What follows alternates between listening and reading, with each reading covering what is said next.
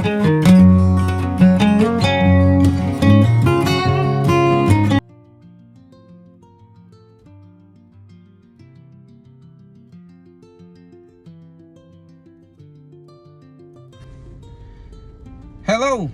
mga kababayan, mga ka-loyal. Welcome back po ulit sa ating channel.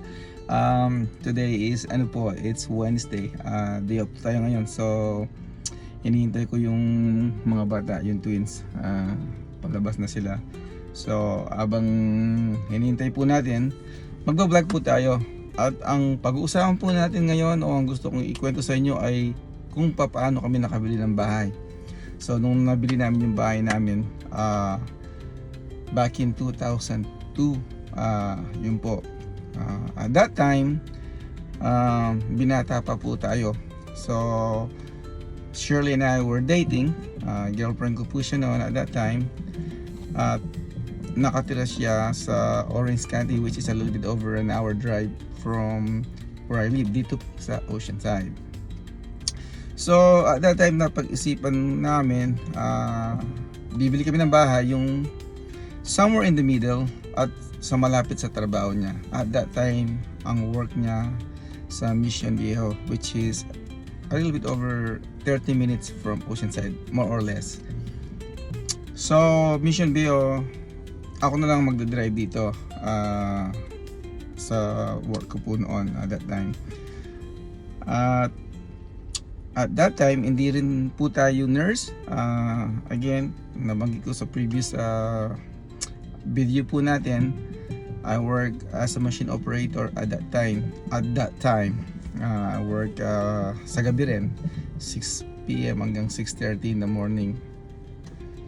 Yun nga po, nung naghahanap kami ng bahay at location kung saan kami naisip namin posibleng tumira, napili po namin sana yung Mission Viejo para somewhere in the middle at malapit na malapit sa kanyang trabaho at that time. Di baling ako na lang yung magdadrive.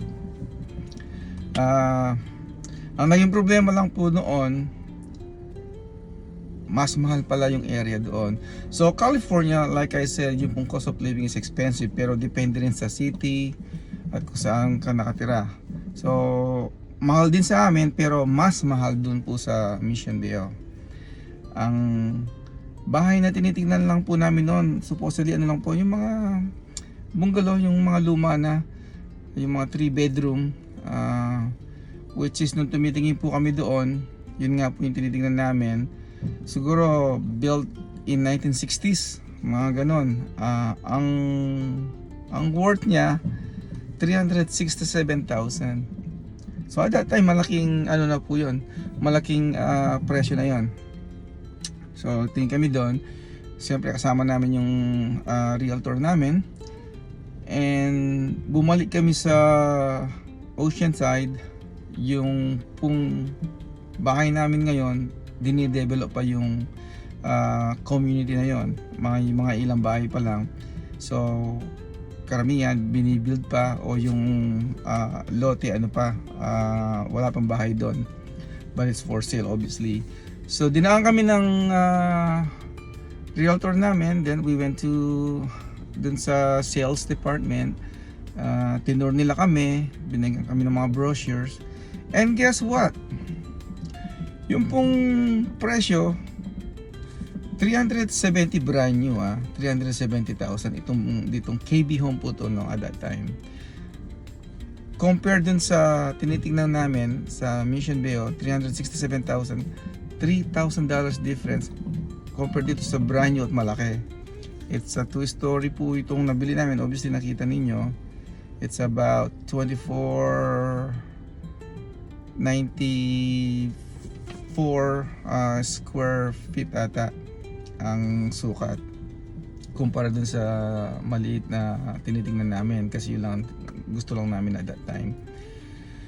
So madalit salita, na end up na pinili na namin ito kasi it's brand new, mas malaki, at total taga rito rin ako. Yun po nagsimula na, nag-decide kami, dito na kami bibili ng bahay dito sa community namin dito sa Oceanside. It's a new community at that time. Bali, sinecure lang namin.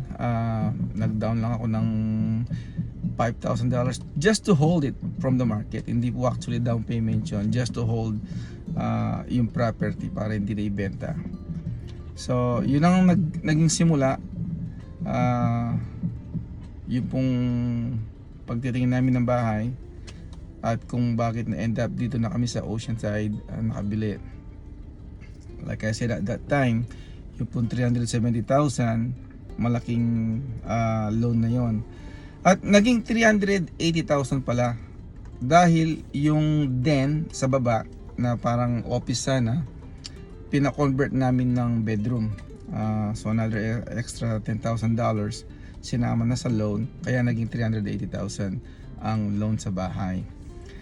So yun po ang naging process namin sa paghahanap ng bahay.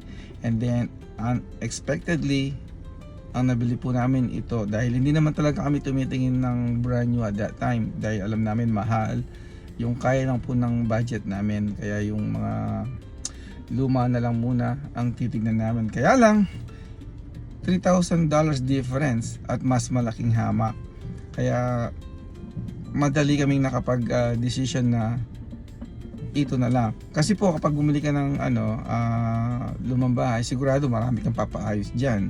Kailangan mo ng cash, di po ba? So at least itong bago, brand new siya. Kailangan mo, ang naging gastos lang namin dito dahil magpapa-landscape ka sa likod dahil bago, at later na yon, mapag-iipunan mo naman. Kaya yun na ang naging decision po namin.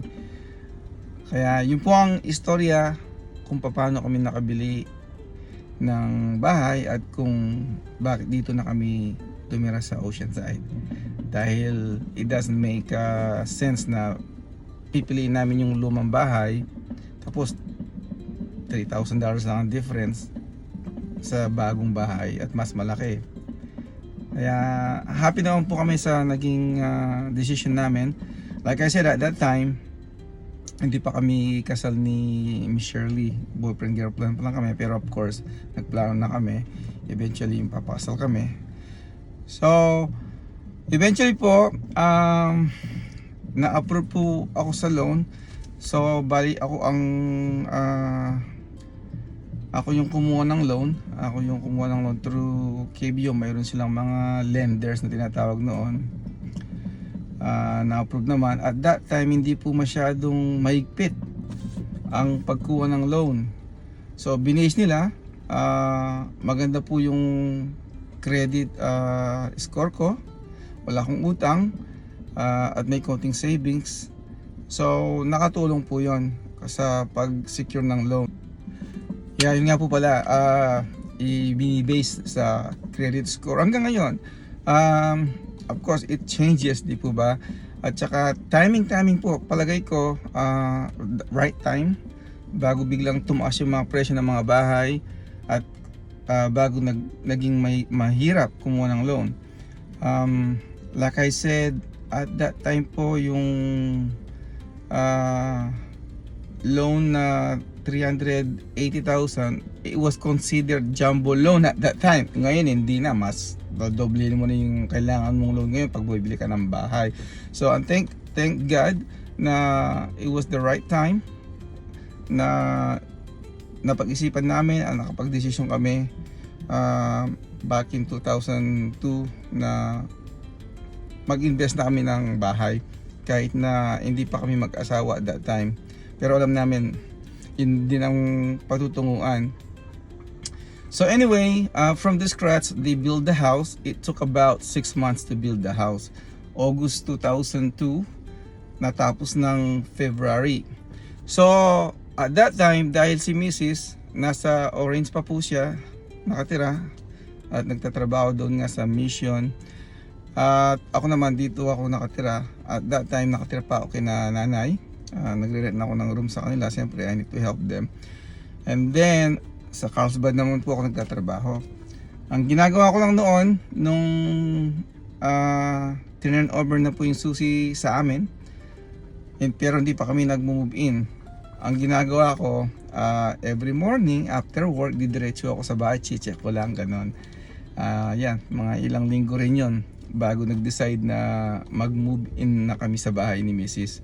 I think, if I'm not mistaken, March kami nag-move in sa bahay. Nung nag-decide na siya na doon na siya titira. At doon na rin ako titira. 2003, March I think. I remember, binibiro nga ako ng realtor ko noon. Dahil nga, hindi kami nakatira doon. Brand new, pinapasyalan ko lang.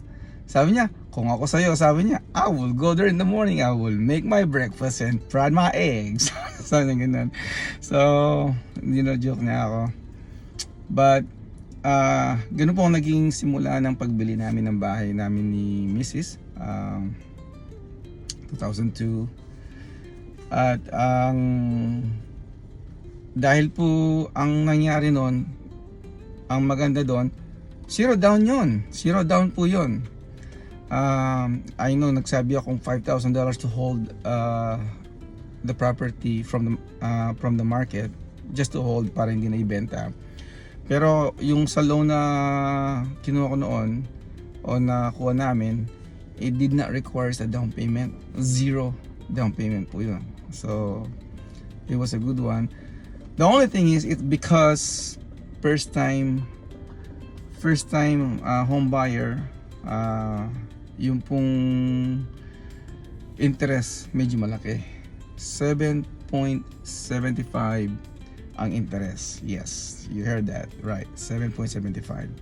Kaya yung pong monthly payment namin noon doon, it was a little bit over 3,000 siguro, hindi ko magkamali, 3,001 or 3,002, something like that ang naging monthly payment namin. At syempre, pag ang loan po kasi pag bago, halos wala naman napupunta sa principal, halos sa interest lang. Kaya yung first 2 years, makikita mo kung 380,000 yung loan mo, baka after 2 years, ano lang, ilan lang nababawasan doon. Siguro nasa 375 or 300, high 370s pa rin ang balance namin after 2 years. Kasi after 2 years noon, pwede ka na mag-refinance. Ayun po ang tatalakayin natin sa susunod, yung pag-refinance ng bahay. At sasabihin ko rin sa inyo, like I said, yung real talk, yung mga mistakes na encounter namin dahil we were young, I was young. Sasabihin ko rin sa inyo yun para may share ko sa inyo, at yung mga first time home buyers or yung homeowners maaring maiwasan yung mga mistakes na nagawa namin. Hello po mga kabayan, mga kaloyal. Naglalakad po tayo dito ngayon sa neighborhood namin dahil susunduin po natin si Noah. Lalabas siya. So maglalakad na lang po tayo. Total malapit lang yung school niya dito sa bahay namin.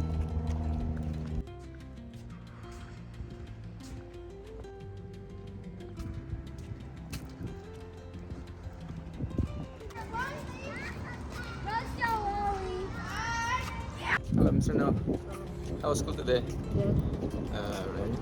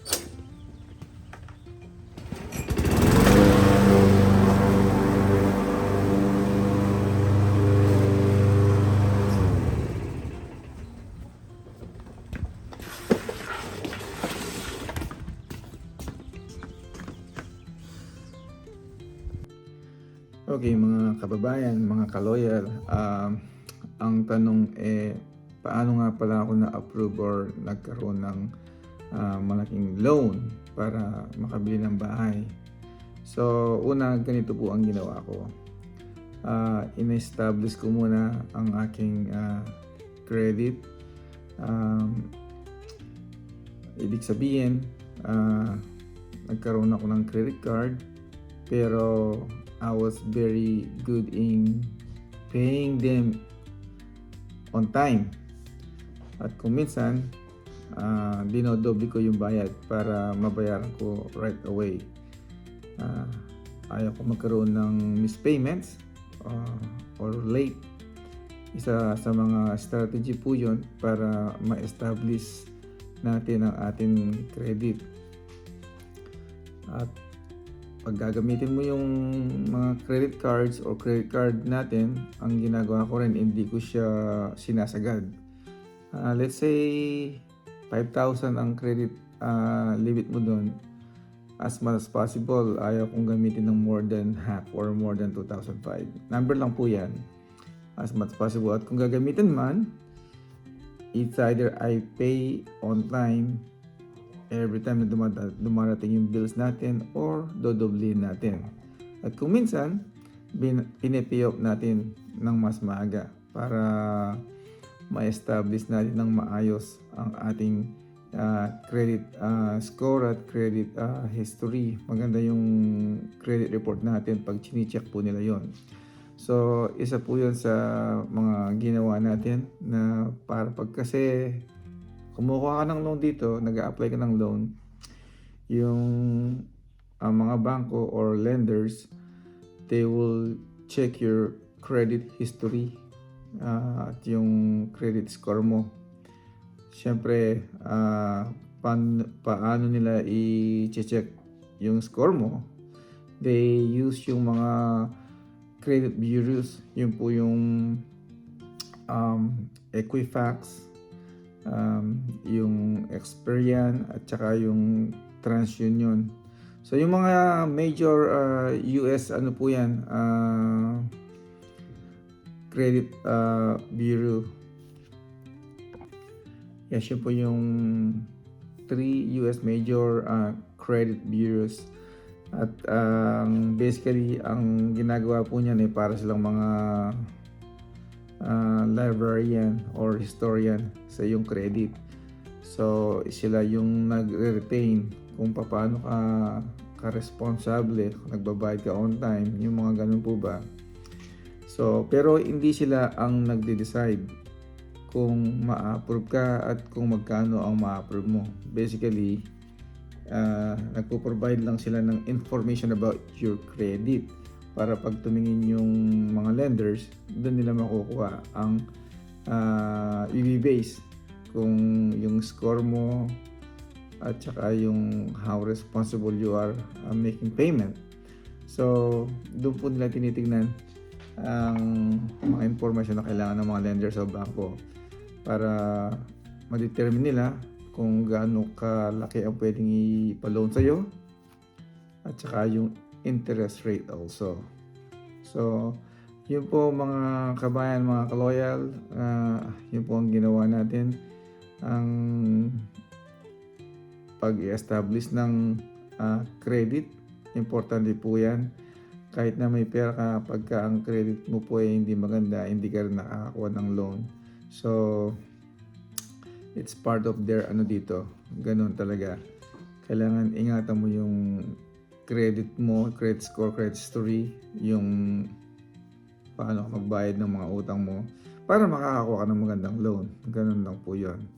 So, fortunately po, at that time, like I said, hindi siya gaano kahigpit.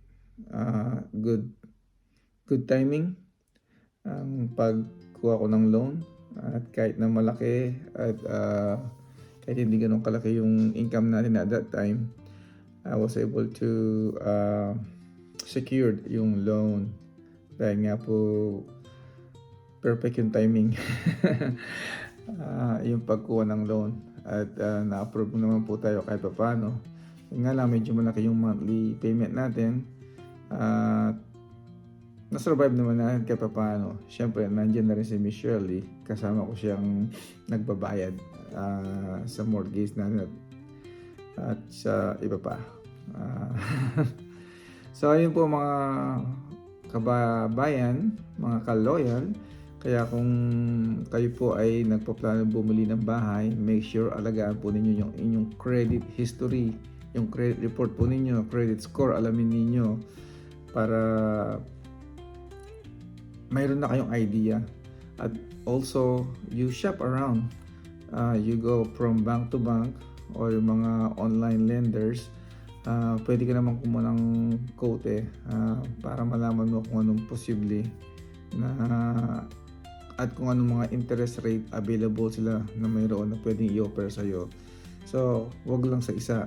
Okay, I think ako nga at that time hindi yata ako dahil nga first time buyer ako noon, parang hindi ako masyadong nag-research. Yun na yun ang ginawa ko, kung ano yung na-offer sa akin. At siyempre, nakaalala naman yung realtor namin at wala po akong experience noon. So ngayon, siyempre nagkaroon na.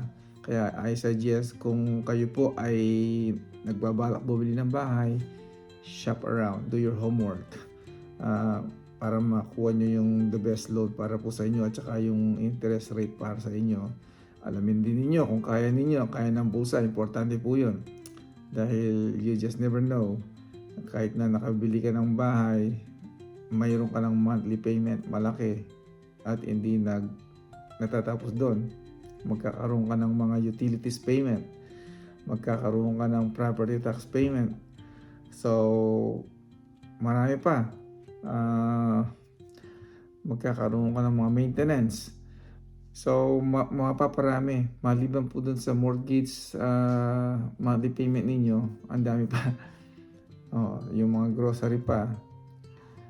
It adds up. Kaya kailangan alamin niyo yung budget ninyo kung talagang kaya ninyo dahil it's not a joke. Mahirap matali sa 30 years loan. Typically po, normally yun ang binibigay o kinukuha dito 30 years. Pwede rin 15, pwede rin 20. Depende sa inyo kung ano yung fit sa budget ninyo at sa magiging approval ng lender sa loan na in-applyan ninyo. So there are options. Just make sure do your homework, knows your credit score, at saka mag-shop around. So anyway, mga kabayan, dito na lang po ang pag-usapan natin. Like I said, mapapahaba na naman ito. Tatalakayin po natin uli next time. Marami pa yung refinance, yung mga mistakes na encounter namin, i-share namin sa inyo para maiwasan po ninyo at magkaroon kayo ng kaalaman o informasyon sa mga naging experience namin dito sa pagbili ng bahay dito sa Amerika. Maraming salamat po sa inyo lahat. Next time ulit. Bye!